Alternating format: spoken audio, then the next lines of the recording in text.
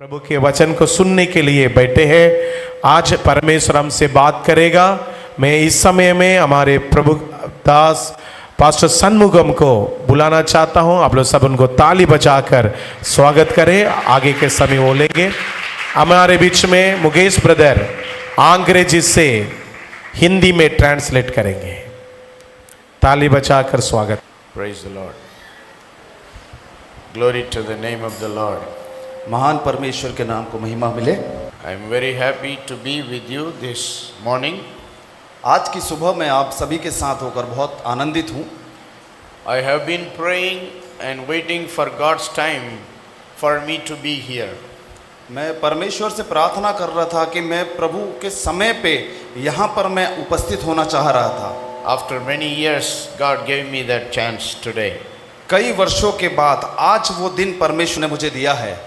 I am so thankful to Pastor Jebastin मैं प्रभु के दास pastor D जेबेस्टिन का भी बहुत धन्यवादी हूँ and also to my friends from other places और अलग अलग जगह से जो मेरे दोस्त हैं उनके लिए भी मैं धन्यवादी हूँ, who really encouraged me to visit Pastor and you in Raipur.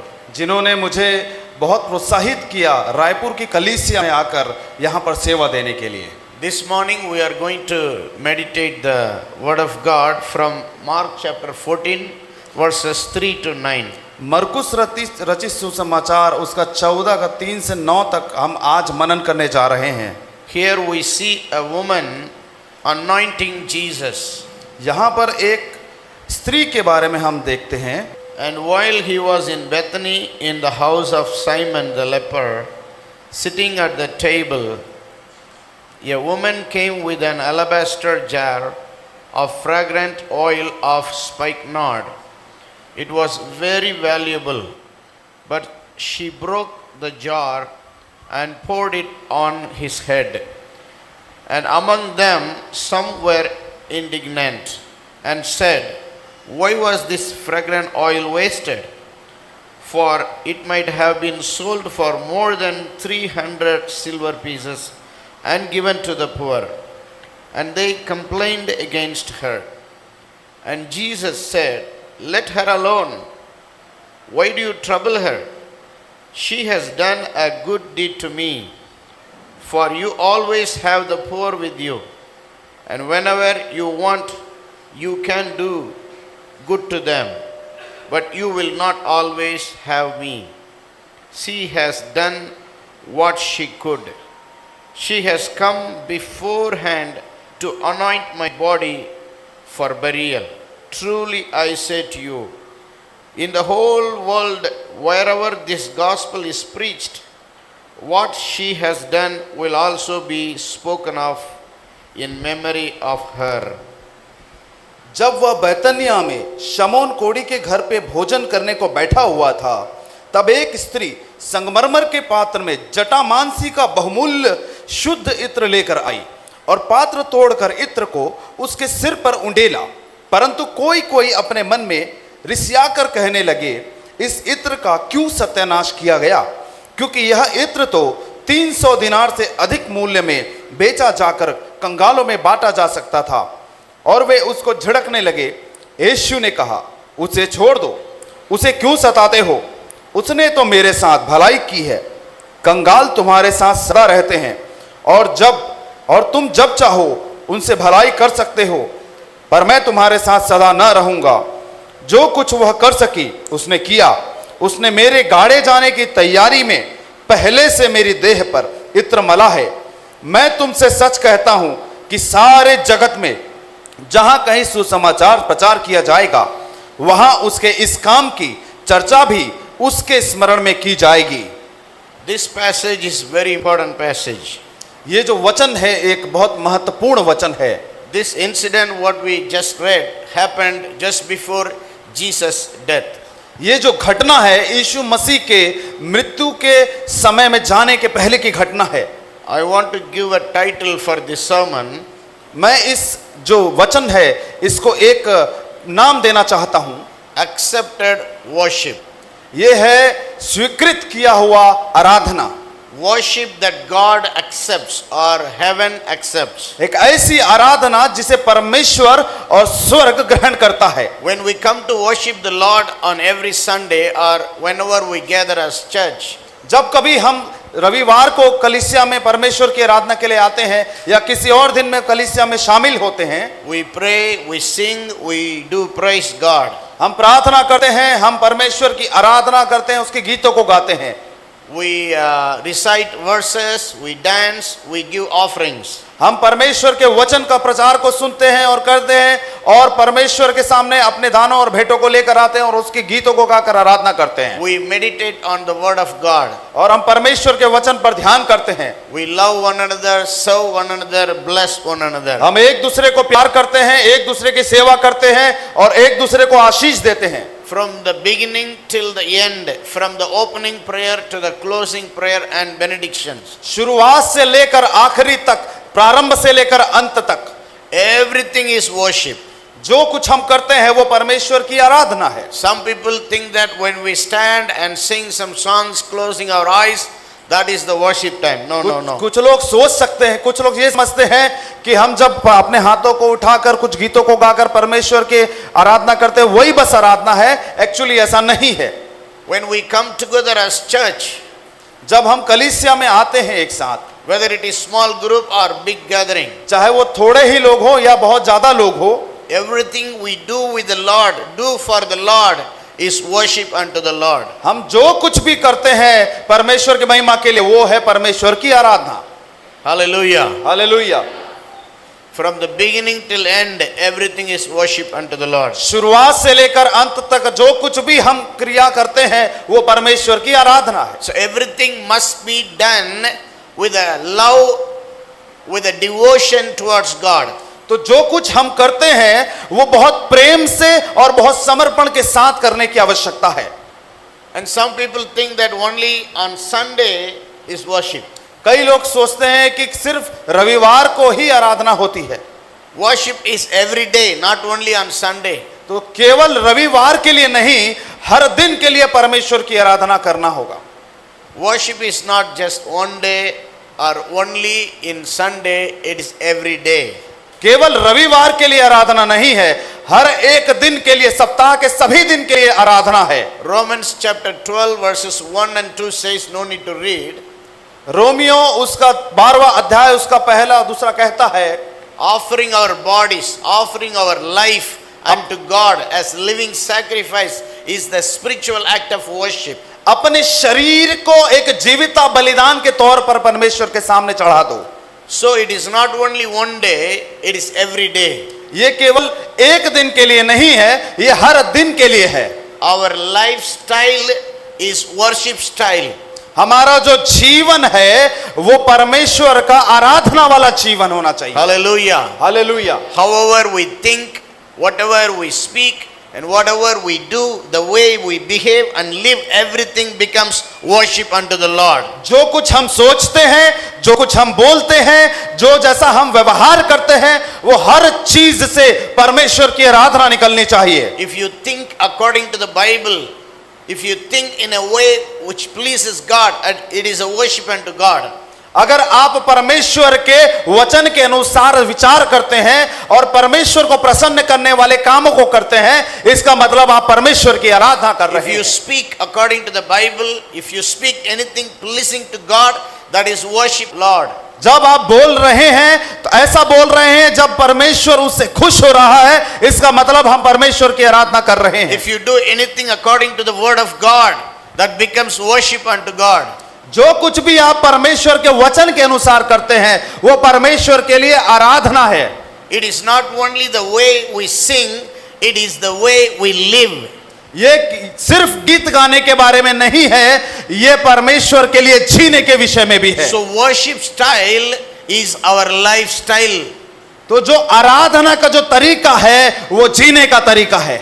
A life that pleases to God, a life that glorifies God. एक ऐसा जीवन जो परमेश्वर को प्रसन्न करता है और परमेश्वर को महिमा देता है। So worship style is lifestyle, worship time is lifetime. जो परमेश्वर का जो आराधना है, वो परमेश्वर का जो हमारा जीवन है, वो परमेश्वर का आराधना वाला जीवन होना चाहिए जीवन पर्यंत के लिए। We don't worship God only on Sunday, few hours. We worship God every day as we live for God.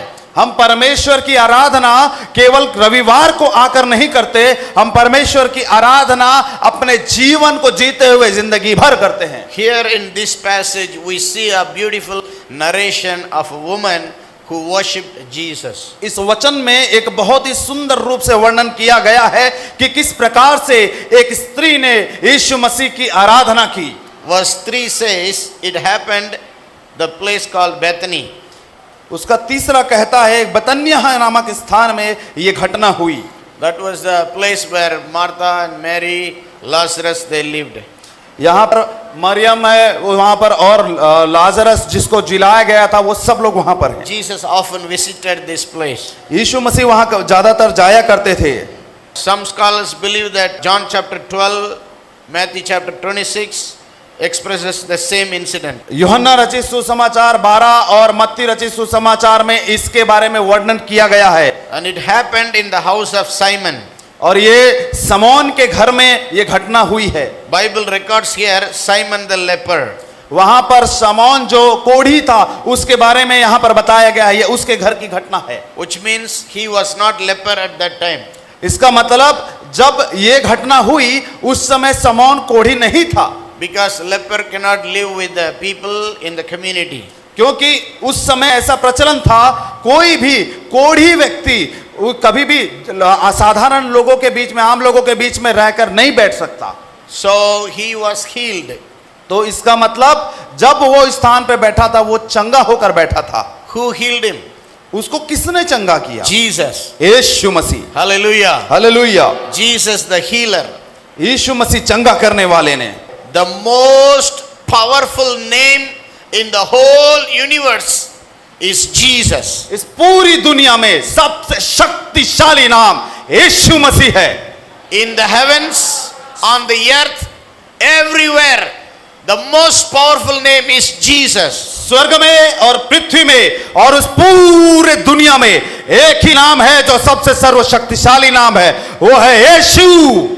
There is no greater name than Jesus. उससे बढ़कर कोई भी बड़ा नाम नहीं दिया गया है। Jesus means one who saves us. यीशु मसीह का मतलब जो हमें बचाता है। Jesus is the only savior. यीशु मसीह एकमात्र उद्धार करता है। Because he is the creator. क्योंकि वही रचयिता है। John 1:3 says everything was created by Jesus. Without him nothing was created. यूहन्ना 1:3 बताता है हर चीजें, हर बातें, हर वस्तुएं यीशु मसीह के द्वारा सृष्टि की गई है। Colossians chapter 1:16 says everything was created by him and for him.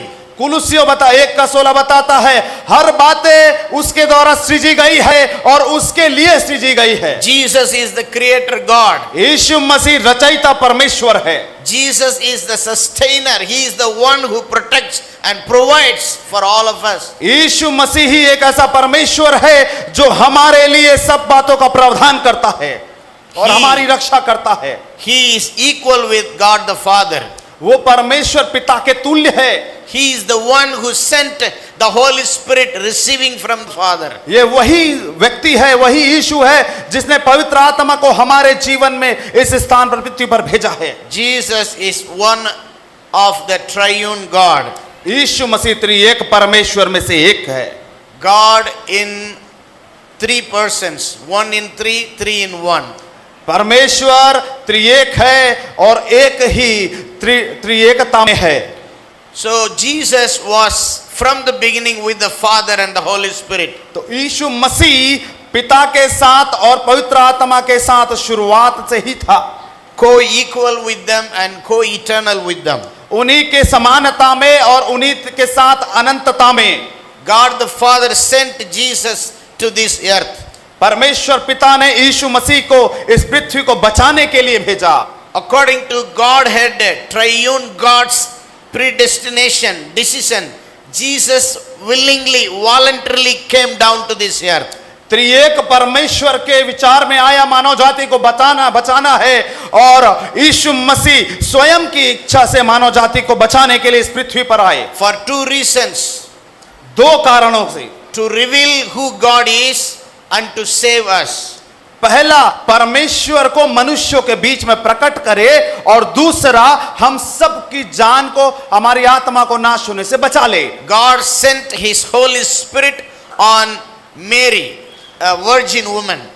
एक कुंवारी स्त्री के जीवन में परमेश्वर ने पवित्र आत्मा को भेजा, उसके गर्भ में भेजा। Miraculously, Jesus was conceived as a baby in the womb of Mary. और चमत्कारी तरीके से यीशु मसीह के द्वारा, यीशु मसीह से मरियम गर्भवती हुई और उसने पुत्र को जना। And Jesus was the only man who was conceived in holiness and born without sin.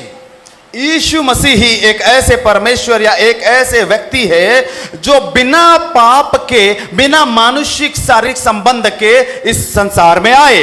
He became man without losing his divinity, his divine nature. अपने जो परमेश्वरत्व के गुण है उसको खोए बिना यीशु मसीह ही एकमात्र परमेश्वर है, ये एकमात्र व्यक्ति है जो अपने जीवन काल में बढ़ते गए अपनी पवित्रता को खोए बिना। So Christmas or the birth of Jesus was not the beginning of Jesus. जो मसीह का जो जन्म, जो क्रिसमस हम मनाते हैं, वो यीशु मसीह का जो जन्म दिवस करके वो शुरुआत नहीं है, वो सिर्फ शुरुआत है, वो अंत नहीं था। He was before his birth. क्योंकि वो अपने इस पृथ्वी पर जन्म लेने के पहले से ही वो इस संसार में, इस सृष्टि पर विद्यमान है। His birth was the entry to the world. उसका जो जन्म है इस संसार में, इस शारीरिक संसार में उसका प्रवेश है। So invisible God became a visible man. तो जो परमेश्वर दिखाई नहीं देता वो इस धरती पर आकर दिखाई देने के लिए प्रकट हुआ। He was 100% God and 100% man. God and man. वह संपूर्ण परमेश्वर है और संपूर्ण मनुष्य भी था। The first man Adam was created without sin by triune God. सबसे पहला आदम हुआ वो त्रिएक परमेश्वर के द्वारा सृजा गया, वो भी पवित्रता में। Bible says in Genesis chapter 2, God said, "Let us make man in our own image." उत्पत्ति उसका 2 अध्याय में बताता है, परमेश्वर का वचन कहता है कि आओ हम मनुष्य को अपने स्वरूप में बनाएं। The English word God is in Hebrew Elohim, which means more than one person, the unity of God, the Trinity of God. जो अंग्रेजी में गॉड शब्द का या प्रभु या परमेश्वर शब्द का इस्तेमाल हुआ है, इब्रानी भाषा में उसको हम लोग बोलते हैं एलोहिम। तो वो एलोहिम जो शब्द है किसी एक व्यक्ति के विषय में नहीं रहता, वो एक से ज्यादा व्यक्ति के विषय में इस्तेमाल किया जाता है, इसीलिए त्रिएक परमेश्वर है। So God created man, and from man, out of man, He created woman. God created this man and woman sinless. तो परमेश्वर ने जब आदम की रचना की तो परमेश्वर ने आदम से स्त्री को भी बनाया, और जब इन दोनों की रचना हुई वो पवित्रता के साथ था, उसमें कोई भी पाप नहीं था। But in Genesis 3 we see this first man and woman, the first couple, first parent, they did disobey God. They did sin against God. जैसे ही आगे हम तीसरा अध्याय में देखेंगे, वहां लिखा है कि जो आदम और हवा थे उन्होंने परमेश्वर की अनाज्ञाकारिता की और परमेश्वर के महिमा से वो लोग जो परमेश्वर ने दिया था उससे दूर हो गए। And they lost the glory of God. और वो परमेश्वर की महिमा से दूर हो गए, उसे खो दिया उन्होंने। But God in His mercy, He came down calling, "Where are you, Adam?" और परमेश्वर ने दया दिखाकर उस स्थान में फिर से प्रकट हुए और कहा, आदम तू कहाँ है? And He forgave their sins and He restituted them. और उसके बाद परमेश्वर ने जब आए उन्होंने उसे क्षमा किया और उसको बचाया। But the sinful nature remained there. लेकिन जो पाप करने का प्रवृत्ति उनके अंदर आ गया था वो बना रहा। Everyone in this world is coming from Adam and Eve, the first parents. इस पूरे दुनिया में हम जितने भी लोगों को देख रहे हैं उनकी शुरुआत हुई थी आदम और हवा से, ये वहीं से आए हैं। Everybody who is born to Adam's family is a sinner. Everybody is born with sinful nature. जो कोई आदम के परिवार में जन्म लिया है, मतलब दुनिया के सभी लोग उनके प्रवृत्ति में ही पाप आ चुका है आदम के द्वारा। And in the Noah's days, God destroyed the whole world, but he left Noah's family. और नूह के समय में परमेश्वर ने पूरे संसार के लोगों को खत्म कर दिया, केवल नूह और उसके परिवार को उन्होंने सुरक्षा प्रदान की। From Noah's 3 sons, the whole world now existing came from. और जब हम देखेंगे जो नूह के 3 पुत्र रहे, उनके 3 पुत्रों से ही इस पूरी दुनिया में जितने भी लोग हैं वो लोग पैदा The हुए। Bible says in the book of Romans, everybody did sin and became short of the glory of God. पर रोमियो के पत्र में परमेश्वर का वचन बताता है हर किसी ने पाप किया और परमेश्वर की महिमा से रहित हो गए। There is only one person born in this world without sin, is Jesus Christ. इस दुनिया में केवल एक ही व्यक्ति है जो पाप के बिना जन्म लिया, वो है यीशु मसीह। He is the holy and holy one. वह पवित्र और पवित्र है। He was the only holy man, वो एकमात्र पवित्र मनुष्य है, only God man, वही एकमात्र परमेश्वर का प्रभुत्व को लिया हुआ मनुष्य है। only God's only incarnation, परमेश्वर का एकमात्र प्रकटीकरण है यीशु मसीह, and he is almighty. और वही एकमात्र है जो सर्वशक्तिमान सर्वव्यापी है। He is able to heal anybody. वह किसी को भी चंगाई दे सकता है। He is able to heal any sicknesses. वह किसी भी बीमारी को चंगा करने के लिए सक्षम है। He is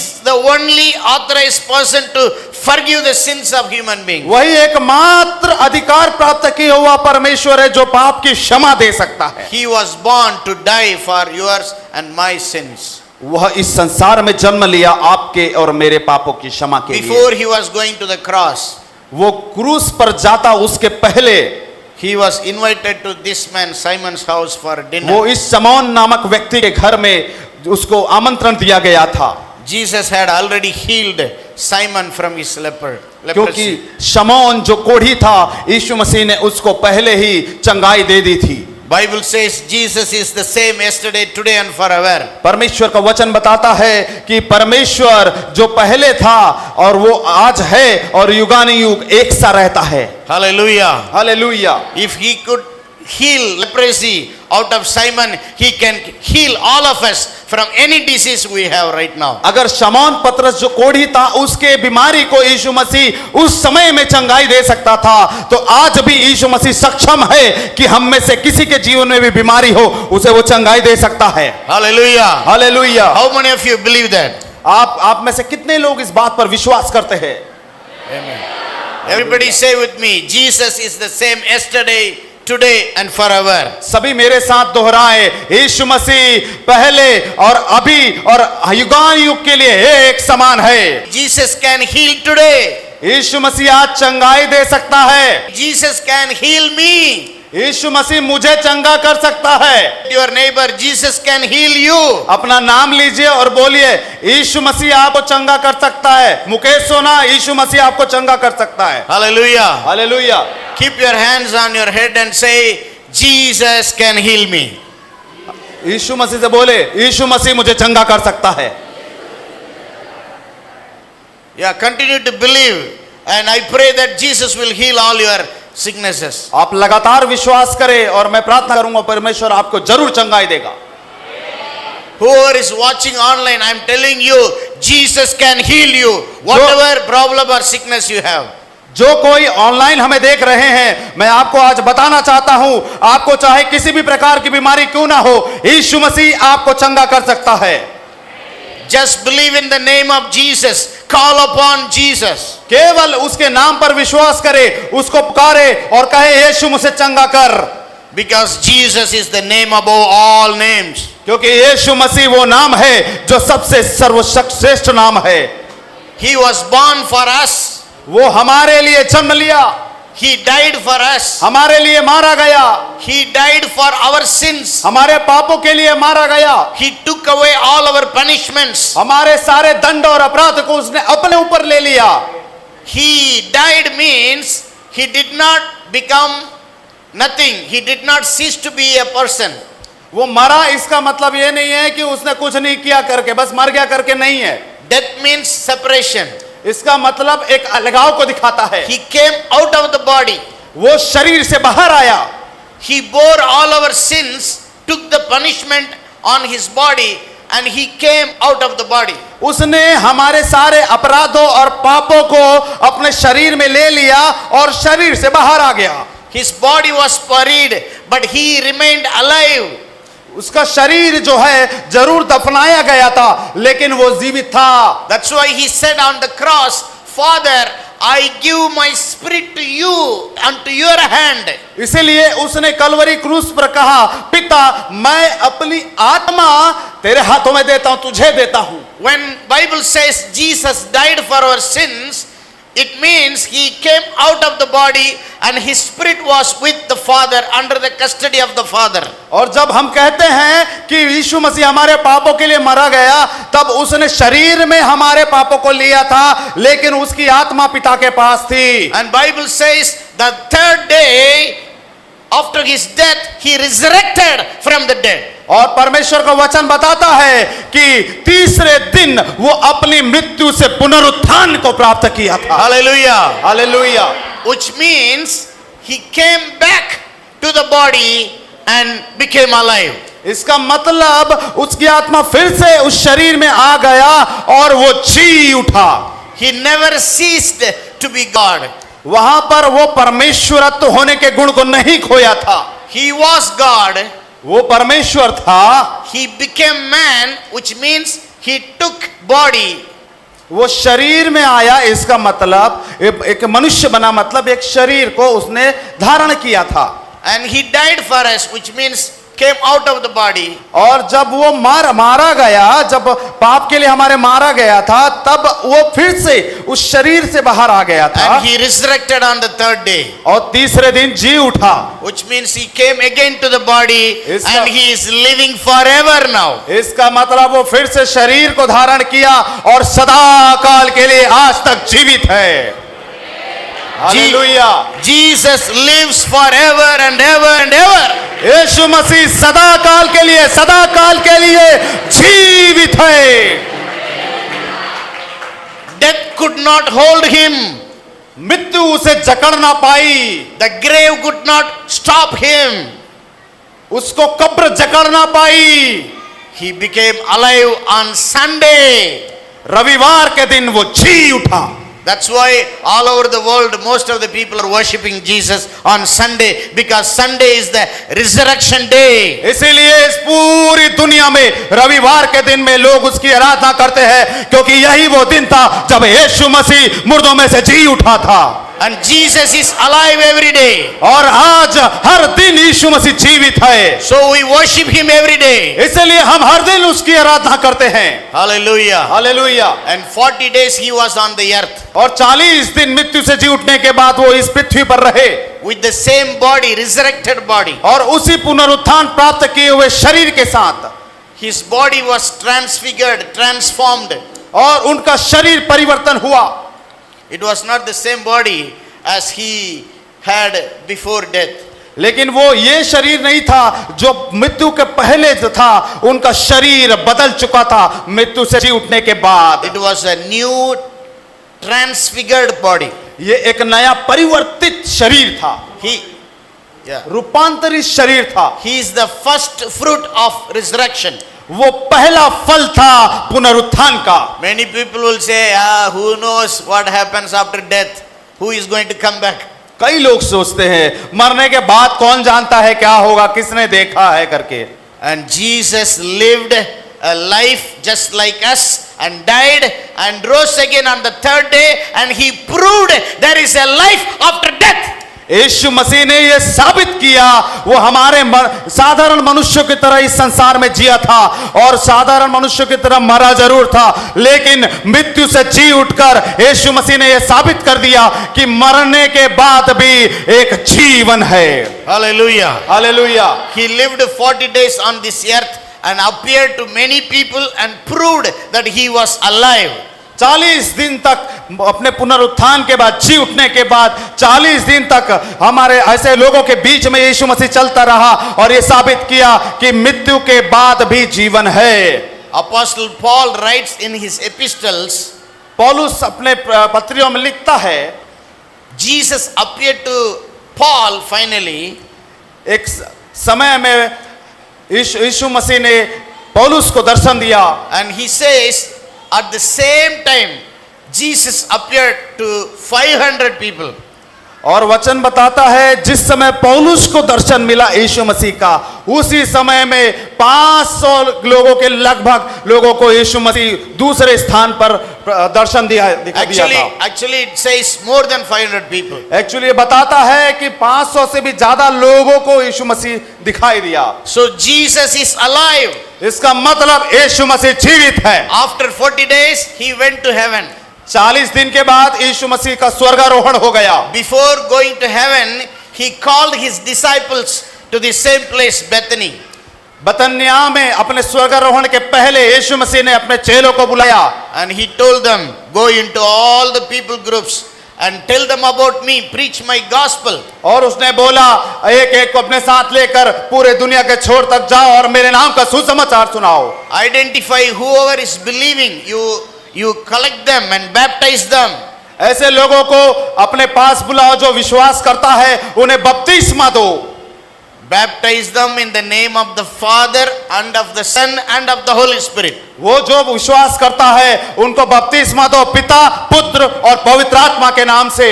Jesus did not say baptize them in the name of Jesus. No, Jesus did not say Yeshu that. मसीह ने ये नहीं बोला कि सिर्फ मेरे नाम से बपतिस्मा दो या यीशु मसीह के नाम से बपतिस्मा दो।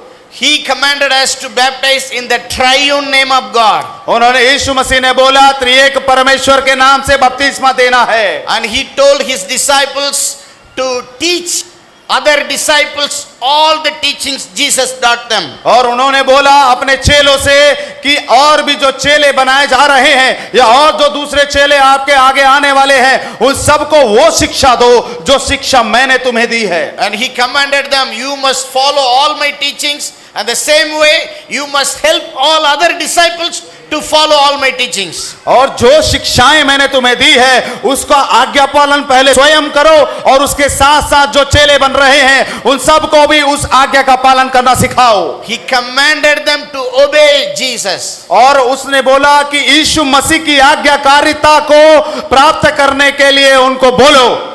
Worship is obeying Jesus. आराधना है यीशु मसीह की आज्ञाकारिता को पूरा करना। Worship is living according to the teachings of Jesus. आराधना बोलने से परमेश्वर के यीशु मसीह के वचन के अनुसार जीवन बिताना आराधना है। Worship is doing what the Bible says, what the word of God says. जो कुछ परमेश्वर का वचन कहता है वैसा करना ही आराधना है। Worship is doing according to the leading of the Holy Spirit. आराधना वो बात है जब हम परमेश्वर के आत्मा के अनुसार चलाए जाते हैं, वो है परमेश्वर की आराधना। When Jesus gave the last commission, the great commission to go and make disciples, जब यीशु मसीह ने अपना अंतिम एक आज्ञा दिया, एक अंतिम एक वचन उन्होंने जो दिया वो है पूरे संसार में जाओ। he finally told them, I will be with you always until the end of this age. और यीशु ने कहा तुम इस संसार में जाओ क्योंकि मैं जगत के अंत तक तुम्हारे साथ हूं। How is Jesus with us now? अभी कैसे यीशु मसीह हमारे साथ है? He went to heaven, वो तो स्वर्ग चला गया है, but he told his disciples to wait and pray for receiving the Holy Spirit. इसके पहले कि वो उसके चेले पूरे दुनिया में जाए उसने बोला तुम बैठो और प्रार्थना करो जब तक कि तुम पवित्र आत्मा का दान ना पा जाओ। Who is the Holy Spirit? पवित्र आत्मा कौन है? Just like Jesus, he is another person of the Trinity.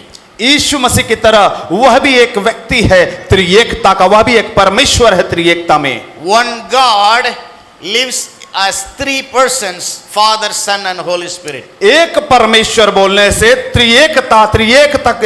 त्रिएकत्व को दिखाता है, पिता, पुत्र और पवित्र आत्मा को। So Jesus came from the Father और यीशु मसीह पिता से आए and returned back to the Father. और पिता के पास चले गए। 10 days the disciples were praying, men and women, 120 people, including Mary, mother. 120 लोग 10 दिन तक प्रार्थना कर रहे थे, मरियम माता को भी साथ में लेकर वो लोग एक कोठरी में जाकर प्रार्थना कर रहे थे। Let me tell you the truth, Mary mother is not God.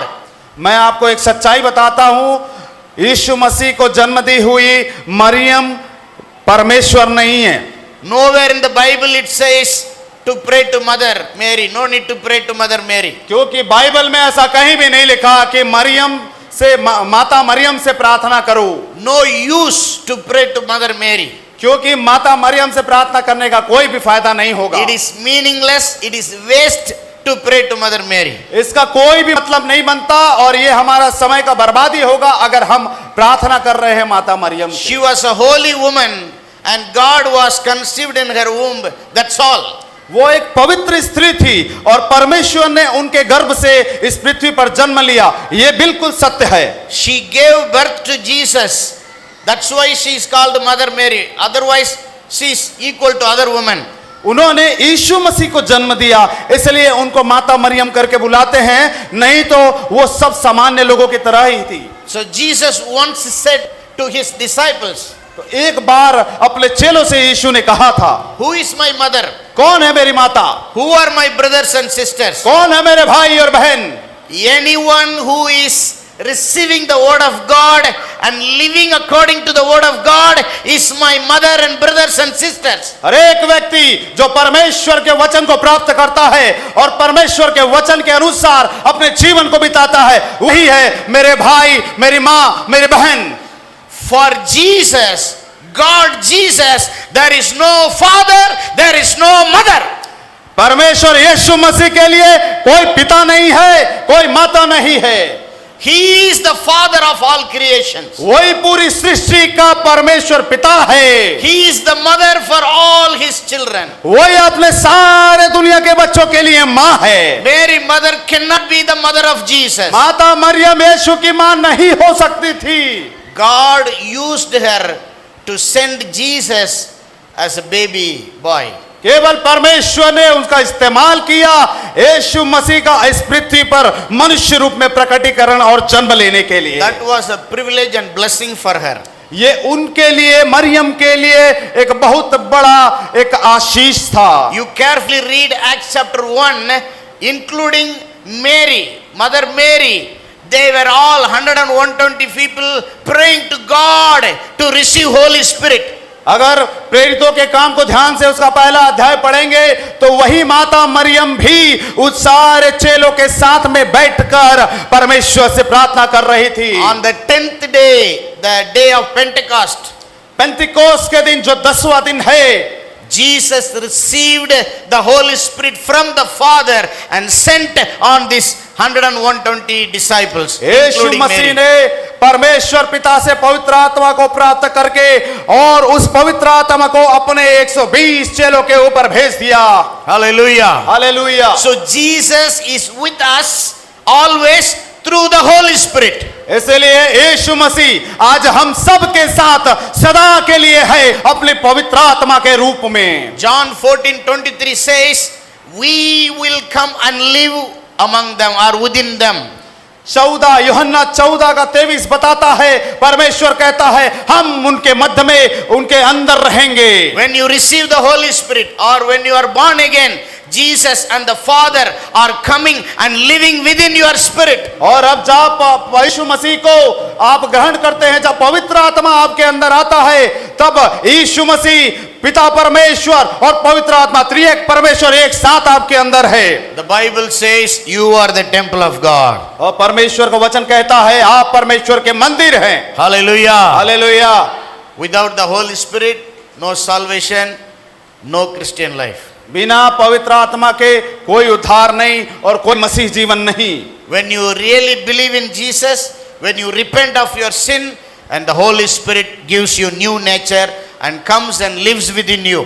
जब आप परमेश्वर के सामने अपने पापों को मानकर उसे अंगीकार कर लेते हैं, तब परमेश्वर आपको क्षमा करता है और अपनी पवित्र आत्मा देता है और आपके अंदर पवित्र आत्मा बना रहता है। So this woman, she was filled with the Holy Spirit. और ये जो स्त्री थी वो पवित्र आत्मा से भरी हुई थी। The Holy Spirit prompted her in her heart to go meet Jesus, to worship Jesus. और परमेश्वर की आत्मा ने उनको प्रेरित करता था यीशु मसीह के साथ जाने के लिए, यीशु मसीह के साथ काम करने के लिए, उसकी आराधना करने के लिए। Christian life is receiving the Holy Spirit and living by the Holy Spirit. ध्यान से सुनिएगा, मसीह जीवन जो है पवित्र आत्मा को ग्रहण करना और पवित्र आत्मा के अनुसार जीने वाला जीवन है। True worship is doing what the Holy Spirit tells us, what the Holy Spirit guides us. असली आराधना वो आराधना है जब परमेश्वर की आत्मा हमारे अंदर रहती है और हमें चलाती है और उसके अनुसार हम चलते हैं। All those who received the Holy Spirit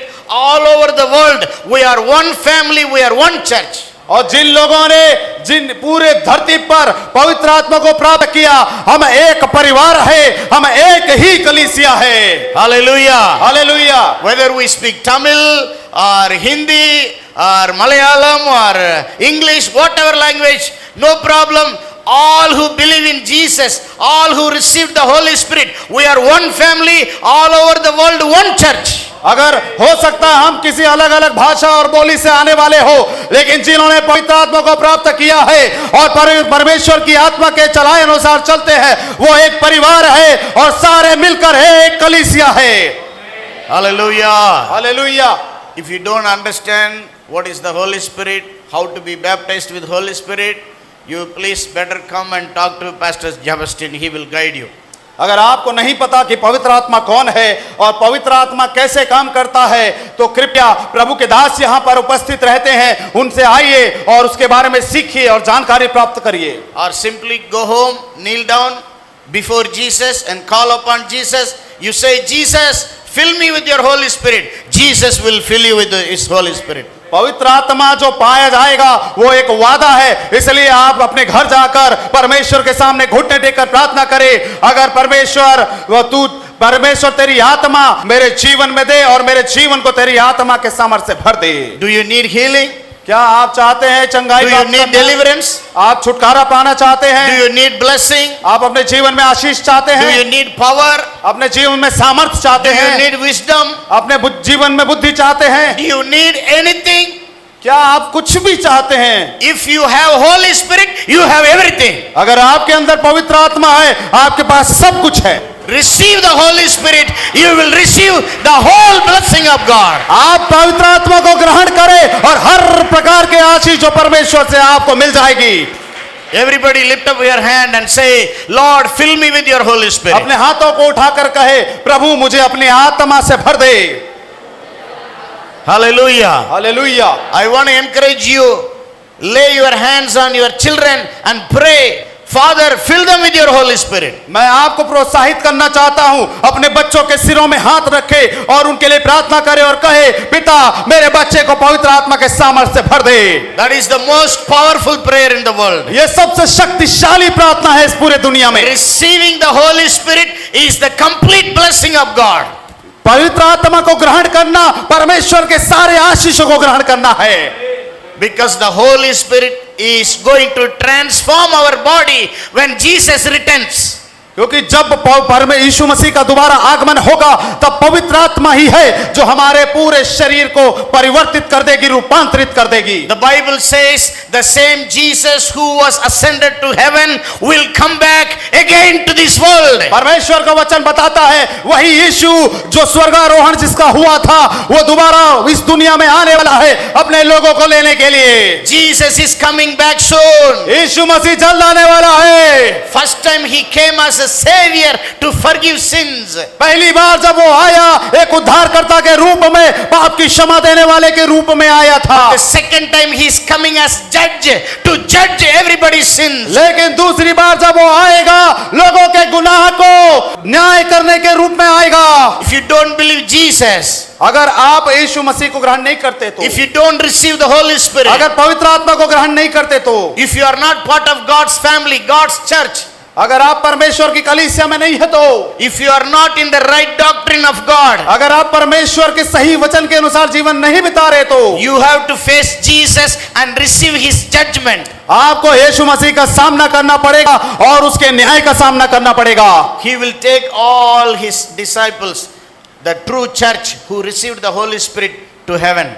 वो अपने लोगों को जो पवित्र आत्मा का दान पाए हुए हैं, जिनके अंदर पवित्र आत्मा वास करता है, उन सभी को अपने साथ स्वर्गारोहण कर दिया जाएगा, उनको ले जाएगा। Hallelujah. Hallelujah. What about the other people? लेकिन दूसरे लोगों का क्या होगा? There is another place called hell. और उसके लिए उन सभी के लिए एक और स्थान रखा गया है जो है नरक। If you want to know more, you receive a Bible and read it. अगर आप इस बारे में ज्यादा जानना चाहते हैं, आप एक बाइबल लीजिए और उसको पढ़िए। Bible is the only truth. परमेश्वर का वचन, ये जो बाइबल है, यही एकमात्र सच्चाई है। There is no other book is called holy. The Bible is the holy Bible.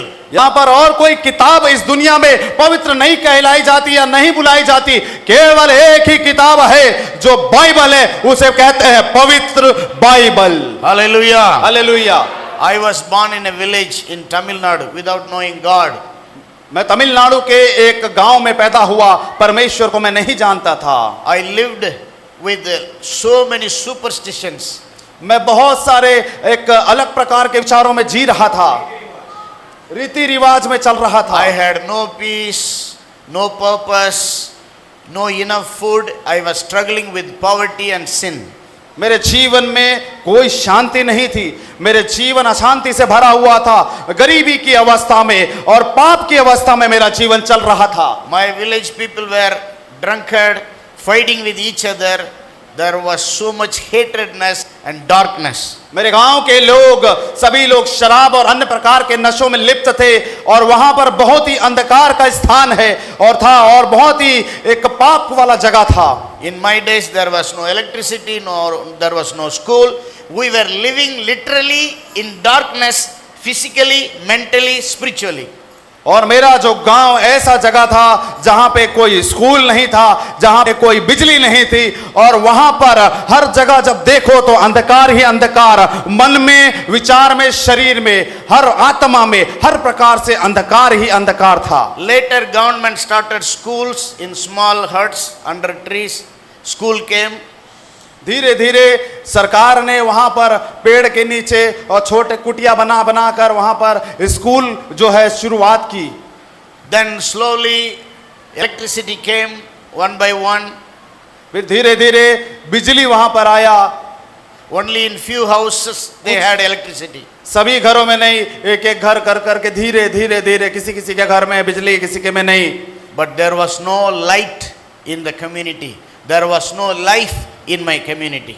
लेकिन वहां पर रोशनी नहीं थी हमारे समुदाय में, वहां पर जीवन नहीं था हमारे समुदाय में। A missionary came to my village.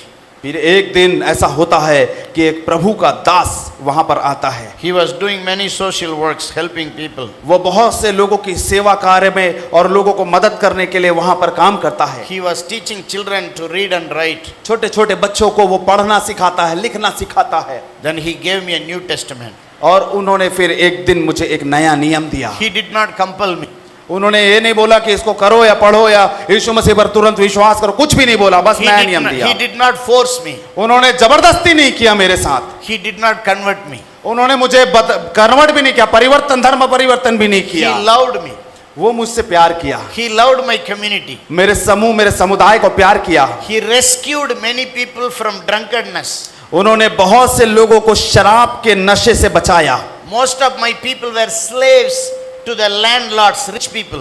मेरे कई ऐसे लोग हमारे समुदाय में थे जो अमीर लोगों के लिए काम करते थे, उनके लिए वो नौकर थे, उनके लिए वो बहुत एक बंधुआ मजदूर की तरह थे। This missionary brought awareness of freedom and rescued many people from slavery.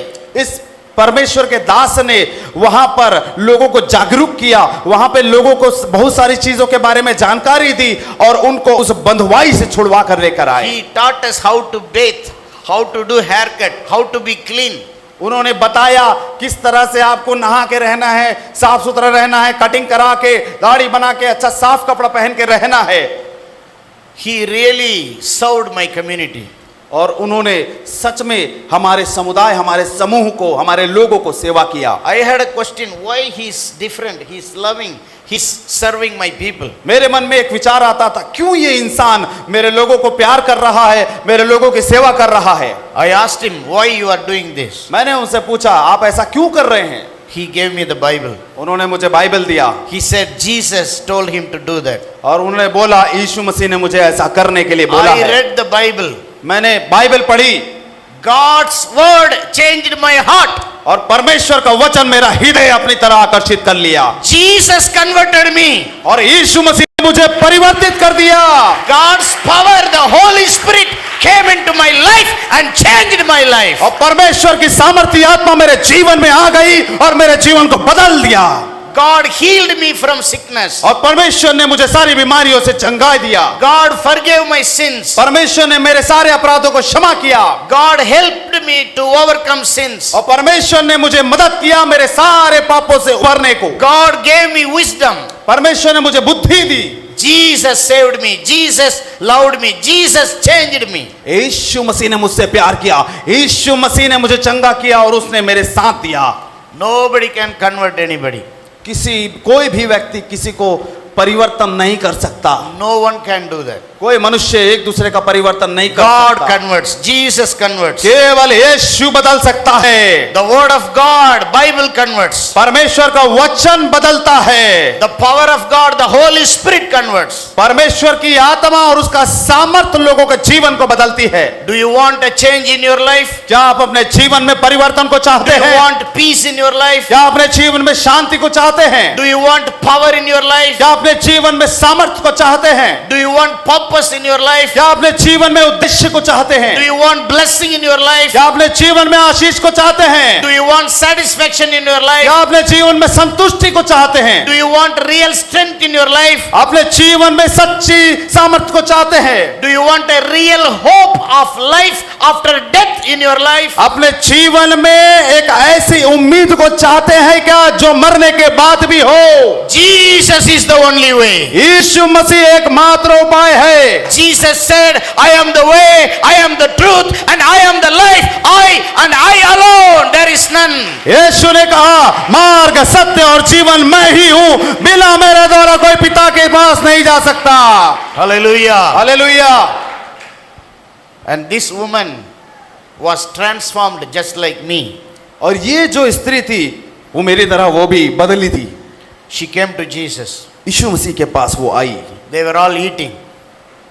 और वो सब बैठे थे वहां पर। She brought a very costly perfume bottle. एक संगमरमर का पात्र में एक बहुत जटामांसी का जो इत्र बहुत महंगा होता है वो लेकर आई। The bottle itself very costly. जो बॉटल जो उसका संगमरमर का है वो बहुत अपने आप में ही महंगा होता The है। perfume oil inside was very costly. और जो इत्र उसके अंदर था जटामांसी का वो एक उत्तम गुणवत्ता वाला महंगा इत्र था। She broke the bottle. और उसने उस बॉटल को तोड़ा, उसी पात्र को तोड़ा She anointed Jesus. और यीशु मसीह के सिर पे डाल दिया। The oil, the perfume was flowing down from his head to his toe, all over his body. और जो इत्र था वो उसके सिर से लेकर उसके पांव तक बह रहा था और उसकी खुशबू उस कमरे में पूरी तरह से भर गई। She gave him a perfume bath, an oil bath, special bath. और उसने यीशु मसीह को एक इत्र का स्नान दिया था। She anointed Jesus. उसने यीशु मसीह को अभिषेक किया। It shows her love to Jesus. ये दिखाता है उस स्त्री का यीशु मसीह के प्रति प्रेम को। It shows her worship to Jesus. ये दिखाता है कि कैसे यीशु मसीह की आराधना उसने की थी। It shows her devotion to Jesus. ये दिखाता है यीशु मसीह के प्रति समर्पण को। It shows her dedication, commitment to Jesus. ये दिखाता है यीशु मसीह के प्रति अपने एक कमिटमेंट को, यीशु मसीह के प्रति अपने एक समर्पण को। It shows her passion, her desire, heart for Jesus. हृदय से उठने वाली एक यीशु मसीह के प्रति एक इच्छा को ये दिखाता है। She poured out her whole heart to Jesus. अपने पूरे दिल को यीशु मसीह के ऊपर निछावर कर दी थी। Number one, पहला, she committed herself to Jesus. उसने अपने आप को यीशु मसीह के हाथों में समर्पित किया। Worship is loving Jesus. आराधना यीशु मसीह को प्यार करना है। Worship is being committed to Jesus. आराधना यीशु मसीह के प्रति सजग रहकर उसके अपने आप को Surrender to Jesus. समर्पण करने की भावना है। Worship is giving first place, first priority to Jesus. आराधना का मतलब प्रथम स्थान यीशु मसीह को देना है। After I read Bible, I followed Jesus. I worshipped Jesus. जब मैं परमेश्वर का वचन बाइबल को पढ़ा, मैं यीशु मसीह के वचनों के अनुसार चलना शुरू किया। I attended worship meetings, prayer meetings, Bible studies. मैं इसी प्रकार से परमेश्वर की आराधना और सभाओं में जाता था, उसको शामिल होता था और उसके वचन की शिक्षा लेना शुरू किया। For some months, the first year, my parents did not understand that. तो कुछ समय के लिए, कुछ महीनों के लिए, पहले साल तो मेरे परिवार वालों, मेरे माता पिता को समझ ही नहीं आया। Later they found I am changed. I am not following their religion, their superstition. बाद में उनको ये समझ में आया कि मैं उनकी जो पारंपरिक गतिविधियां थी उसे मैं नहीं करता था, मैं यीशु मसीह के पीछे चल रहा था। They were so angry on me. और वो लोग बहुत गुस्सा हो गए मेरे से। My own parents hated me. मेरे खुद के जो माता पिता है मुझे नफरत करने लगे। They beated me. वो मुझे मारने लगे। They put me hungry. वो मुझे भूखा रखने लगे। They tortured me many ways. और वो अलग अलग प्रकार से मुझे यातनाएं देने लगे। You know one thing? आप एक बात जानते हैं क्या? When Jesus comes into your life, makes your life his temple, nobody can change you, nobody can shake you. आप एक बात को याद रखना, जब यीशु मसीह आपके अंदर आता है तो कोई भी आपको बदलना नहीं चाहिए, कोई भी आपको हिला नहीं पाना चाहिए। Hallelujah. Hallelujah. Nothing stopped me to love Jesus, to worship Jesus. कोई भी बात मुझे यीशु मसीह को प्यार करने से नहीं रोक सकी। Finally they said, get lost, और do whatever you want to do. आखिरी में थक कर उन्होंने बोला, तू जो करना है जा, तू जो कर, तेरे को जो मन में आ रहा है। Hallelujah. Hallelujah. After many years, slowly one by one, all my sisters, brother, my parents became Jesus disciples. और कुछ समय के बाद Hallelujah. धीरे धीरे मेरे परिवार के सभी लोग यीशु मसीह के चेले और चेली बन गए हैं। Hallelujah. Hallelujah. The same way, this woman broke this perfume bottle and poured on Jesus. The whole crowd was angry. इसी प्रकार से जब वो स्त्री आई, वो अपने उस पात्र को तोड़कर सारा इत्र यीशु मसीह के सिर पर उंडेल दिया, तो वहां बैठे हुए लोग उस पर गुस्सा हो रहे थे। Most of the disciples did not feel good. कई सारे चेले वहां पर अच्छा महसूस नहीं कर रहे थे। Bible says, and among them some were indignant. Some people were very angry. और बाइबल वचन बताता है वहां पे कुछ लोग वहां पर बहुत क्रोधित हो रहे थे। In John 12 it says it was Judas Iscariot. He was commenting on her. यूहन्ना की पत्री में पढ़ेंगे तो ये वहां पर यहूदा इस्करियोती नामक जो चेला था, ये बात ज्यादा कर रहा था। Why was this fragrant oil wasted? ये जो इत्र है, जो महंगा है, इसको व्यर्थ करने की क्या जरूरत है, व्यर्थ बहाने की क्या जरूरत थी? They are telling her, why are you wasting your time? और उसने बोला, अपना टाइम, अपना समय क्यों बर्बाद कर रही है? Why are you disturbing us? हम लोगों को परेशान क्यों कर रही है? Why are you wasting your money? अपना पैसा बर्बाद क्यों कर रही है? In other words, they are saying you are foolish. और एक अलग तरीके से देखा जाए तो बोल रहे हैं वो लोग, तू बेवकूफ है। And they are telling you should have sold this perfume and given the money to poor. और वो अपने दिमाग के हिसाब से वो लोग बता रहे कि इसको तो तुम गरीब को दे सकते, इसको बेच के उसका पैसा गरीबों को दे सकते थे। This is not the right way to do. ये सही तरीका नहीं है ये करने का। See, when you walk by the Holy Spirit, other people don't understand you. आप एक बात को ध्यान रखिएगा, जब आप पवित्र आत्मा के अगुवाई में चलते हैं तो दूसरे लोग हो सकता है आपकी बात को ना समझें। When you love Jesus, you will do whatever Jesus said. अगर आप यीशु से प्यार करते हैं तो आप वो सब काम करेंगे जो यीशु आपसे कहता When है। you love Jesus, you will do whatever the Bible says. अगर आप यीशु से प्यार करते हैं तो जो परमेश्वर का कलाम बताता है वही चीजों को आप करेंगे। When you love Jesus, you will do whatever the Holy Spirit prompts you, tells you. अगर आप यीशु से प्यार करते हैं तो वो सारे काम करेंगे जो पवित्र आत्मा आपको करने के लिए कहता है। The whole week she was hearing the teaching of Jesus about the purpose of his death. यीशु मसीह का जो शिक्षा था वो उसके मृत्यु में वो क्यों जा रहा है उसके उद्देश्य को बताने वाला शिक्षा। Now the Holy Spirit is telling her, go and give this oil to Jesus as a sign, a symbol of his burial. आप जब पवित्र आत्मा ने उस स्त्री को उभार कर बताया था कि जा और यीशु मसीह का उस इत्र से अभिषेक कर, ये एक चिन्ह होगा यीशु मसीह के गाड़े जाने के, उसके कब्र में जाने के बारे में, She was obeying the Holy Spirit. वो पवित्र आत्मा को आज्ञा को पालन कर रही She थी। was obeying the truth, the inspiration of the Spirit. वो पवित्र आत्मा के द्वारा उभारे जाकर वो काम कर रही थी। When you love Jesus, when you worship Jesus, अगर आप यीशु मसीह से प्यार करते हैं, उसकी आराधना करते हैं, तो when you do something for Jesus, आप जो कुछ भी यीशु के लिए करते हैं, when you do something what the Holy Spirit says to do to Jesus, अगर आप कुछ भी ऐसा करते हैं जो पवित्र आत्मा आपको उभारता है यीशु मसीह के लिए करने के लिए, some people may not understand. कुछ लोग उसको नहीं समझ पाएंगे। Your family may not understand. आपका परिवार शायद नहीं समझ पाएगा, Your relatives, community may not understand. आपके रिश्तेदार और आपके समुदाय के लोग नहीं समझ पाएंगे। In fact, they will become angry on you.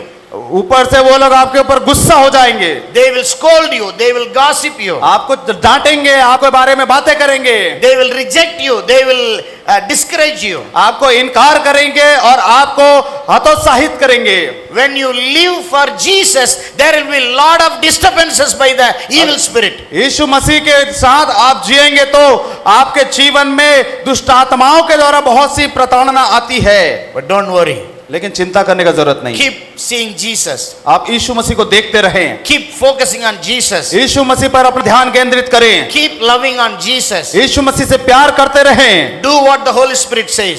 जो पवित्र आत्मा कहता है वो करते रहें। She did not stop wiping the feet of Jesus, anointing Jesus. जैसे वो स्त्री अपने आप को नहीं रोकी यीशु मसीह के चरणों को अपने बालों से पोंछने के लिए, She did not bother about the disturbances. और वो बाकी बातों की जो दूसरे लोग सोच रहे थे उसकी चिंता नहीं कर रही थी। She was focused on Jesus, loving on Jesus, kissing on Jesus. उसका पूरा पूरा ध्यान यीशु मसीह पर था, उसको प्यार करने पर था, उसको चुंबन देने पर था। Keep loving Jesus. यीशु मसीह को प्यार करते जाएं, Keep focusing on Jesus. यीशु मसीह पर ध्यान केंद्रित रखें। You know what happened?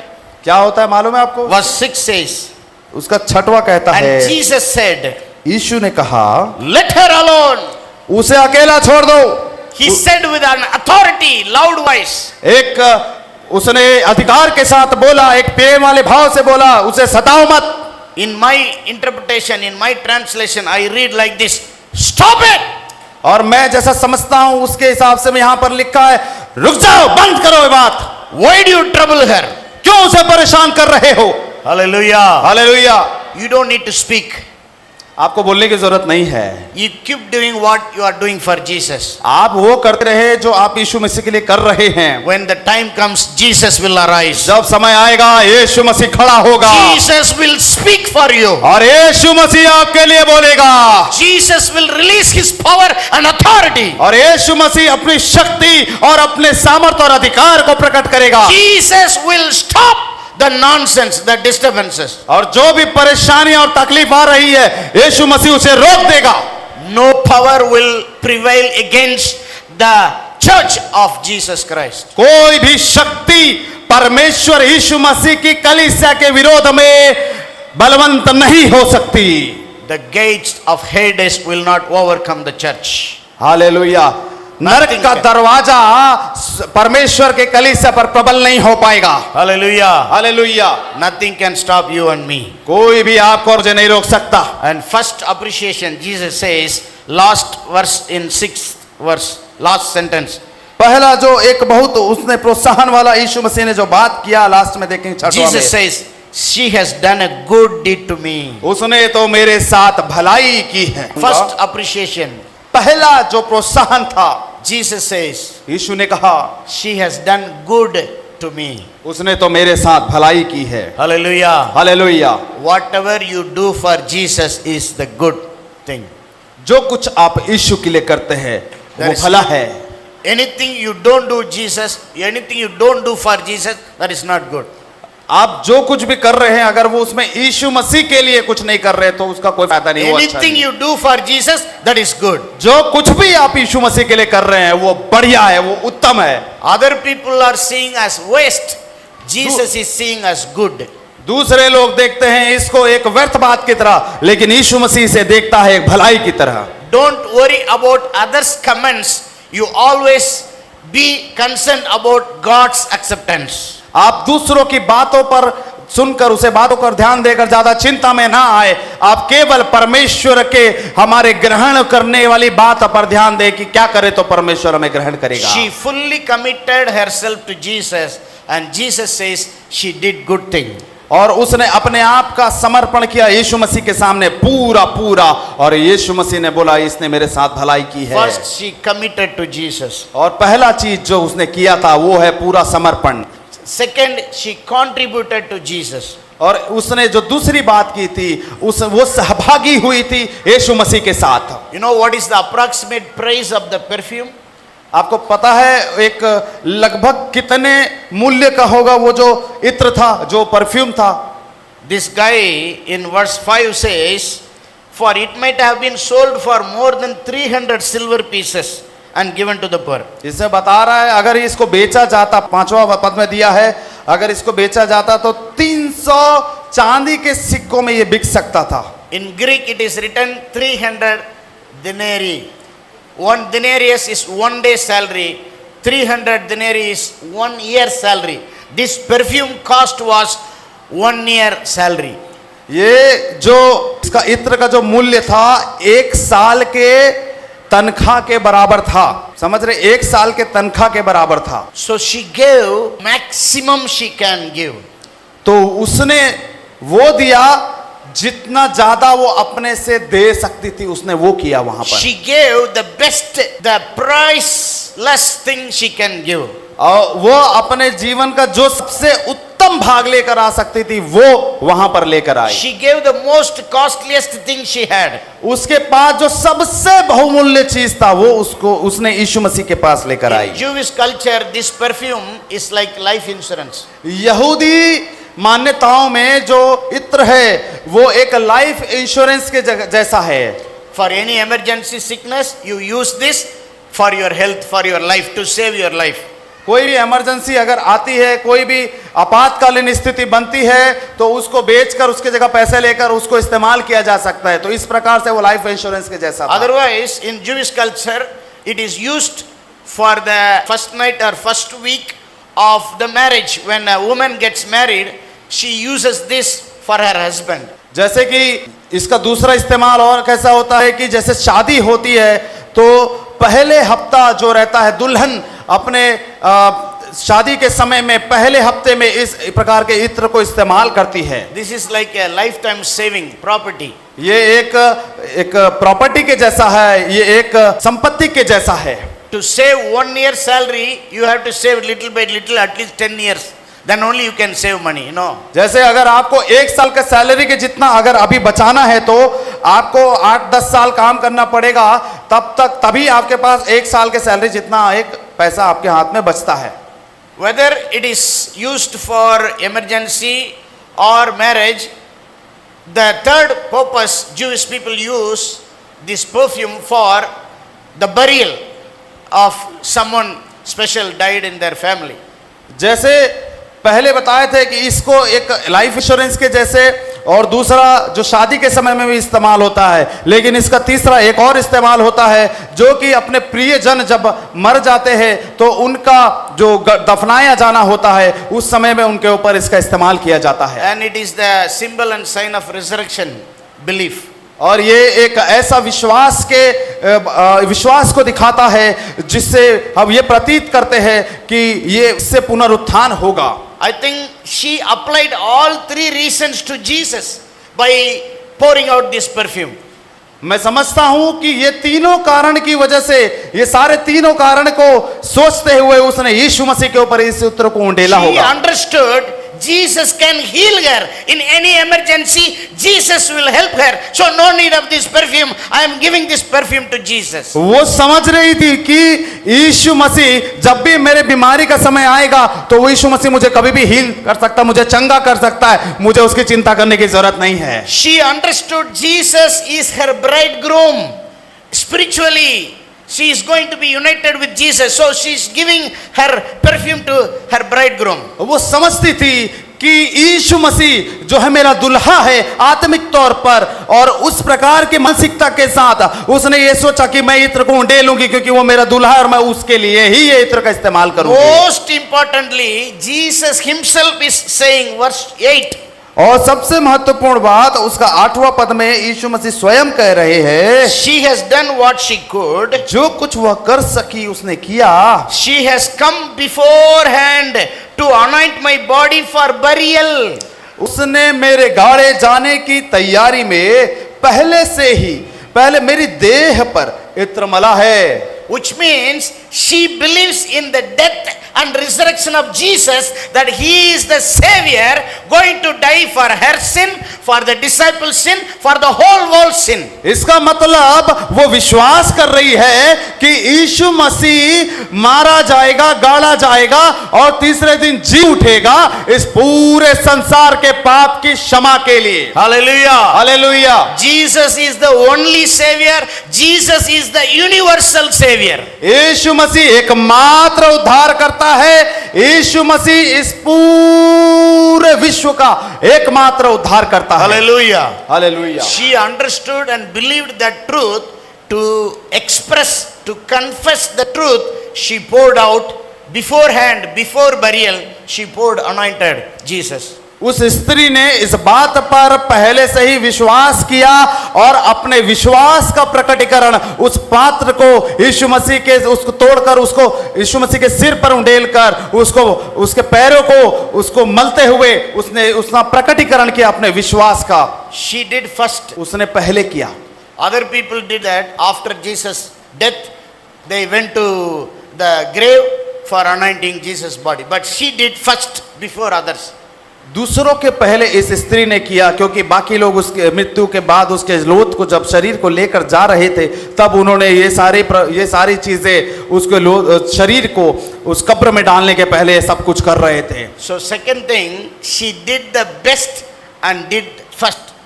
और एक बात दूसरा चीज है, इसने सबसे उत्तम किया और सबसे पहले किया। Hallelujah. Hallelujah. Talk to your neighbor and say, do best for Jesus, do first for Jesus. अपना नाम बोलिए और उसके पीछे Do बोलिए best for Jesus. सबसे उत्तम करिए और सबसे पहले करिए यीशु मसीह के लिए। नाम बोलकर बोलिए, मुकेश सोना यीशु मसीह के लिए सबसे उत्तम करो और यीशु मसीह के लिए सबसे पहले करो। That's why Jesus is appreciating her. She did the best. Verse 8. 8वां पद में इसलिए यीशु मसीह ने उसको बहुत प्रोत्साहित किया क्योंकि उसने सबसे उत्तम किया। Give your first time to Jesus. अपना सबसे पहला भाग यीशु को दे। Give your best time to Jesus. अपने सबसे उत्तम समय यीशु को दे। Give your treasures, your money, your valuable things to Jesus. अपने धन को, परमेश्वर को, अपने सारी सबसे महत्वपूर्ण चीजों को यीशु को दे। Our time, our treasures, our talents, first we must give to Jesus. The best we must give to Jesus. हमारा समय, हमारा धन और हमारा जो सबसे उत्तम भाग जो हमारा गुण, वो हर चीज यीशु को दे। That is worship unto Jesus. यही है यीशु मसीह की आराधना। Giving first place to Jesus is worship unto Jesus. और उसने सबसे प्रथम स्थान दिया यीशु मसीह को आराधना के लिए। Giving the best to Jesus is worship unto Jesus. अपने सबसे उत्तम को देना यीशु मसीह की आराधना करना है। Hallelujah. Hallelujah. She committed herself to Jesus. Secondly, she contributed to Jesus, the maximum to Jesus. उसने सबसे पहले अपना समर्पण किया यीशु के सामने और दूसरा वो सहभागी हुई यीशु के साथ में। The more you love, the more you give. आप जितना ज्यादा प्यार करोगे उतना ज्यादा आप दोगे। Hallelujah. Hallelujah. Worship is not simply singing alone. आराधना केवल हाथ उठाकर सिर्फ गाना गाने के विषय में नहीं है। Worship is also giving and giving and giving. आराधना जो है देने के लिए, देने के लिए। Give your time to Jesus. अपना समय दीजिए यीशु को। Give your time to pray, time to read Bible, time to attend Bible study, time for spiritual activities. अपने आत्मिक बातों के लिए अपने समय को दीजिए, अपने एनर्जी को दीजिए, अपने ताकत को दीजिए। Give your money, your property, your savings, wealth to Jesus. Whatever the Holy Spirit says, give to Jesus. That is worship. जैसे जैसे पवित्र आत्मा बताता है अपने धन का भाग, भाग, अपने संपत्ति का भाग पर यीशु मसीह को दीजिए। Give your skills and talents to Jesus, even your spiritual gifts to Jesus. आप भले ही आत्मिक तौर पे बहुत सारी चीजें दे रहे हैं, लेकिन उसके बाद भी अपने जो आपके अंदर जो क्षमताएं हैं, आपके अंदर जो योग्यताएं हैं, उसको भी आप यीशु को दीजिए। Hallelujah. Hallelujah. Whether singing or keyboard playing or missionaries operation or camera or watering plants or cleaning church or bathroom or cooking, whatever it is, do anything and everything for Jesus and Jesus alone. आप जो कुछ भी करें, चाहे गाना गा रहे हो, चाहे आप कीबोर्ड बजा रहे हो, चाहे माइक सेटअप कर रहे हो, चाहे कैमरा चला रहे हो, चाहे आप एक पेड़ को ध्यान रख रहे हो, चाहे साफ सफाई काम क्यों ना कर रहे हो, सब कुछ यीशु मसीह को दीजिए जो सर्वोत्तम है। Thirdly and finally, she confessed Jesus. और तीसरी और आखिरी बात, उसने यीशु मसीह के साथ अंगीकार किया। Without a word, without a poem, without a song, without music, she confessed Jesus is the savior of the world. बिना कोई शब्द कहे, बिना कोई गीत लिखे, बिना कोई गाना गाए, बिना कोई प्रचार किए, उसने अपने कामों से ये बताया कि यीशु मसीह ही उद्धारकर्ता प्रभु Verse है। 9 says, 9वां उसका पद बताता है, Jesus said, यीशु ने कहा, truly I say to you, in the whole world, wherever this gospel is preached, what she has done will also be spoken of in memory of her. मैं तुमसे सच सच कहता हूं कि सारे जगत में जहां कहीं सुसमाचार प्रचार किया जाएगा, वहां उसके इस काम की चर्चा भी उसके स्मरण में की जाएगी। Listen carefully, I am going to finish in few minutes. आप ध्यान से सुनिएगा, मैं बहुत ही थोड़े समय में समाप्त करने जा रहा हूं। Jesus himself is confessing and confirming something here. यीशु मसीह स्वयं यहाँ पर एक बात को अंगीकार कर रहे हैं और उसके बारे में बता रहे हैं, सुदृढ़ कर रहे हैं। Something important. बहुत जरूरी बात, महत्वपूर्ण He's बात। saying, I am saying truly. मैं तुमसे सच सच कहता हूं। Means very emphasizing, very important. यहाँ पर इस बात को ध्यान देकर सुनने लायक बात है, इसलिए यीशु मसीह उस बात पर जोरदार कर बोल What रहे is that? हैं। What is that? Why Jesus is saying? ऐसा क्यों बोल रहे हैं यीशु मसीह? He says, Jesus says, यीशु मसीह कहते हैं, wherever you preach the gospel, जहां कहीं तुम मेरे नाम का सुसमाचार सुनाओ, listen carefully. ध्यान से सुनिएगा। Jesus says, talk about her, talk about this incident, talk about this example. जहां कहीं भी तुम सुसमाचार सुनाओ, वहां पर इस घटना के बारे में, इस स्त्री के बारे में जिक्र करना है। See the importance, how much Jesus accepted her worship, how much Jesus accepted her contribution, how much Jesus accepted her non-verbal confession of the gospel. आप सोच के देखिए कितना ज्यादा यीशु मसीह उस स्त्री के काम को, ऐसे काम जो शब्द से नहीं अपने कर्म के द्वारा दिखा रही है, यीशु को ग्रहण करते हुए उस काम को कितना ज्यादा यीशु मसीह ने ग्रहण किया है, वो इससे पता चलता है कि यीशु मसीह ने बोला, जहां कहीं भी तुम सुसमाचार के लिए जाओ, वहां पर उस स्त्री के बारे में वर्णन करना। Jesus is accepting her, appreciating her, congratulating her in a high level. यीशु मसीह इस स्त्री के काम को एक बहुत ही उच्च स्तर पर ग्रहण कर रहे हैं। Verse 6, first he said, she did a good thing, beautiful thing. 6वां पद में उन्होंने पहले बोला कि मेरे लिए इसने भलाई किया। For me it seems like Jesus gave her bachelor degree. और मेरे हिसाब से वो जैसे कि एक बैचलर डिग्री यीशु मसीह ने दिया, वो जो कॉलेज वाला degree. Then verse 8, Jesus says, she did the best. She did what she could. और 8वां पद में यीशु मसीह बताते हैं, इसने जो सबसे उत्तम, जो सबसे बेस्ट कर, सबसे अच्छा कर सकती थी, इसने किया। For me it seems Jesus gave her master degree. वो एक जो है मास्टर डिग्री के जैसा है, कॉलेज के बाद पढ़ने वाला जो 2 साल का जो रहता है। Then finally verse 9, Jesus says, wherever you preach my gospel, tell about her. He is giving an order, so important. For me it seems he gave her PhD. There is nothing more to give. तो जब 9वां अध्याय में जाते हैं तो यीशु मसीह बोलता है, इसके बारे में वहां वहां तुम जहां भी प्रचार करने जाओगे इस स्त्री का वर्णन करना है तो मेरे हिसाब से ये पीएचडी डॉक्टरेट डिग्री देने के लायक है। जैसा पहले स्नाकोत्तर उसके बाद जो रहता है पीएचडी आता है। Please listen carefully. Jesus did not tell about Mother Mary. Wherever you preach my gospel, tell about my Mother Mary. No, he did not tell इस that. बात को हमको समझना होगा कि यीशु मसीह ने ये नहीं बोला कि माता मरियम के विषय में जाके प्रचार करना। Jesus did not talk about John, disciple who was, leaning on Jesus, just was very close to Jesus. He did not tell about him. यीशु मसीह ने यूहन्ना के बारे में भी नहीं बोला जो यीशु मसीह के दिल के बहुत करीब था, बहुत उससे प्यार करता था यीशु मसीह, उसके बारे में भी नहीं बोला कि जाके यूहन्ना के बारे में प्रचार करना। Even Jesus did not talk about Peter who was ready to do anything for Jesus. और पतरस के बारे में भी यीशु मसीह ने नहीं बोला कि इसके विषय में जाके प्रचार करना, पतरस के विषय में जब सुसमाचार सुनाओ। Because Jesus was scanning the heart of the woman, how much she obeyed the Holy Spirit, how much she understood who Jesus is, how much she confessed the gospel. लेकिन इस बात पर ज्यादा ध्यान था यीशु मसीह का कि किस प्रकार से यह स्त्री पवित्र आत्मा के द्वारा उबारी गई और पवित्र आत्मा की अगुवाई को मानते हुए वो परमेश्वर के द्वारा दी गई सारी आज्ञाओं का पालन कर रही थी और अपने विश्वास का प्रकटीकरण उस स्थान में कर रही थी। She was listening to Jesus few days ago. वो कुछ समय पहले से ही यीशु मसीह को सुन रही थी। Jesus was telling, I am going to die for your sins, for the sins of the world. और यीशु मसीह बोल रहा था मैं तुम्हारे पापों के लिए मरने जा रहा हूँ, इस संसार के पाप के लिए मैं मरने जा रहा हूँ, क्रूस पर चढ़ने जा रहा हूँ। The Son of Man is going to be betrayed and handed over to this Jewish people, this Roman people. और परमेश्वर का जो पुत्र है, मनुष्य का जो पुत्र है वो पकड़ाया जाएगा और यहूदियों को दे दिया जाएगा। They are going to crucify me. और वो लोग मुझे क्रूस पर चढ़ा देंगे। They are going to kill me. I am going to die for you.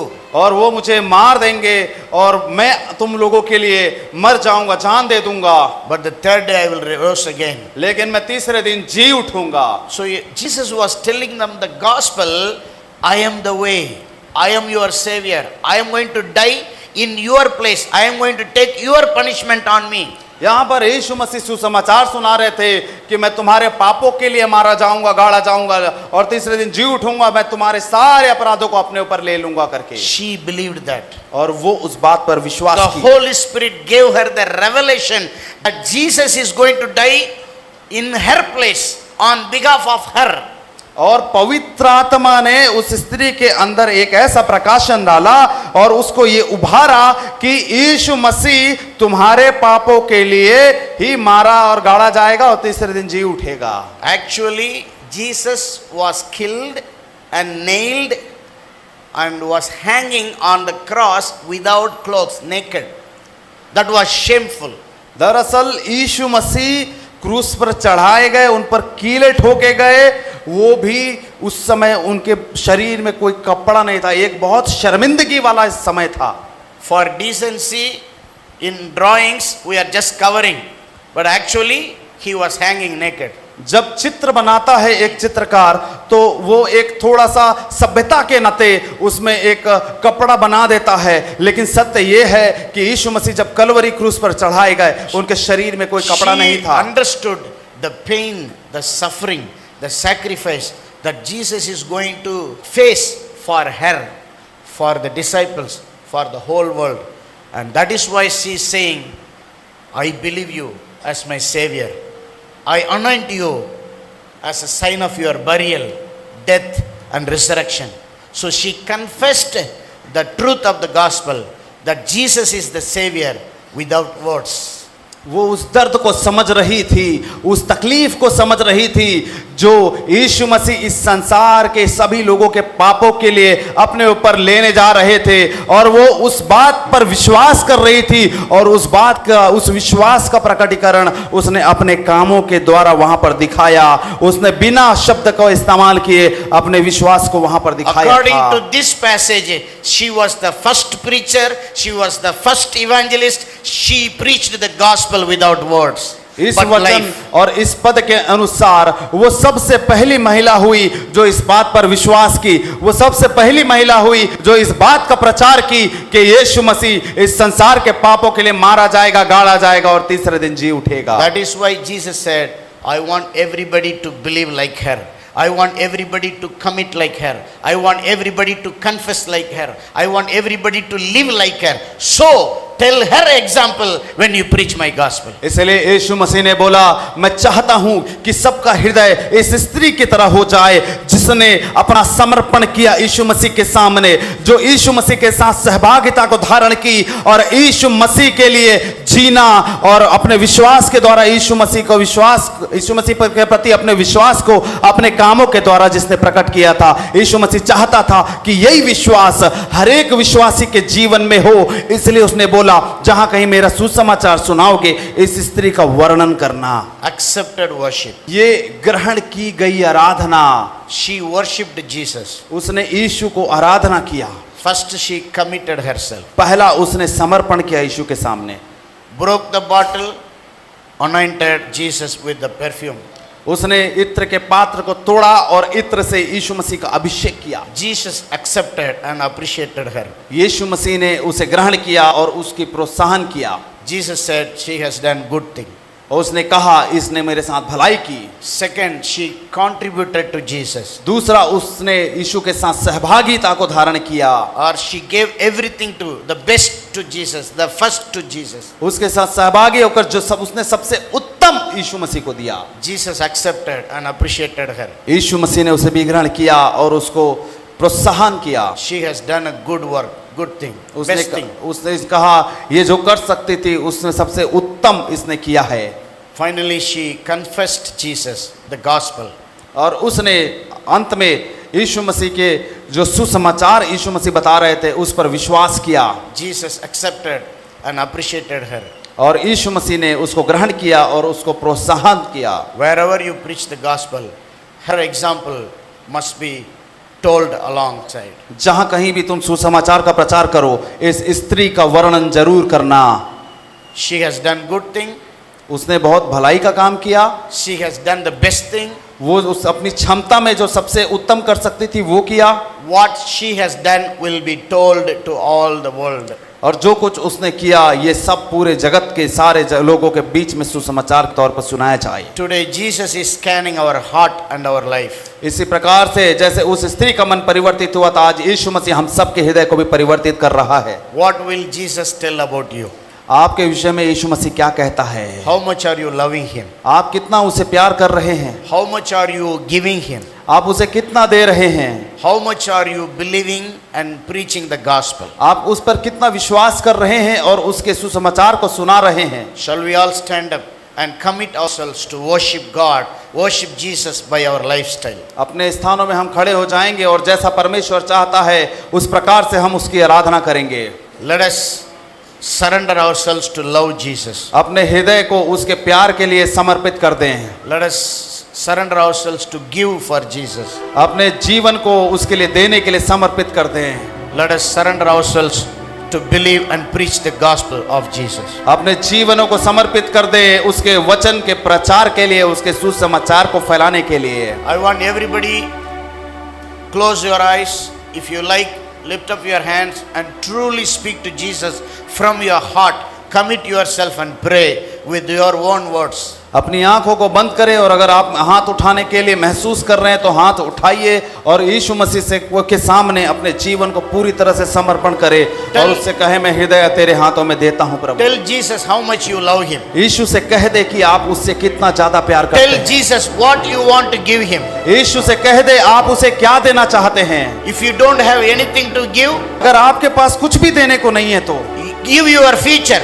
अपने भविष्य को उसे दे दे, Give your life. अपने जीवन को उसे दे दे।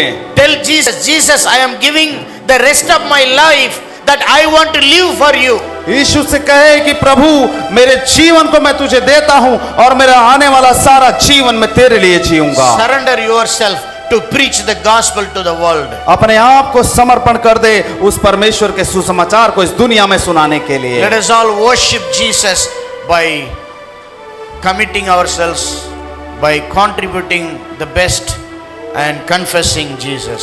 अपने आप को परमेश्वर की आराधना में हम शामिल हो जाएं, उसकी महिमा करें, अपने आप को समर्पण करते हुए, अपना सबसे उत्तम भाग देते हुए और अपने विश्वास को प्रमाण करते हुए।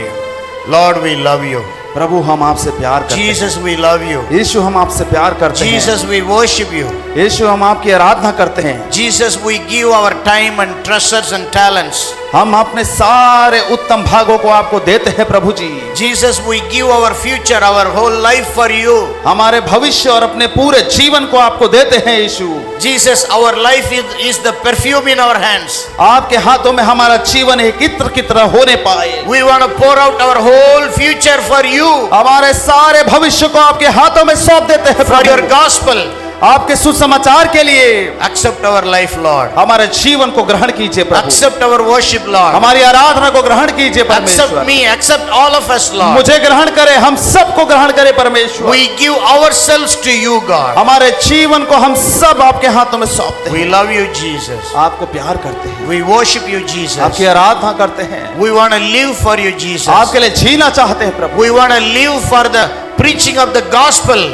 आपके सुसमाचार की सेवा के लिए अपने आप को समर्पित करते हैं प्रभु। We surrender ourselves fully into your mighty hand. पूरा पूरा आपके हाथों में समर्पण करते हैं। I have decided to follow Jesus. I have decided to follow Jesus. I have decided to follow Jesus. No turning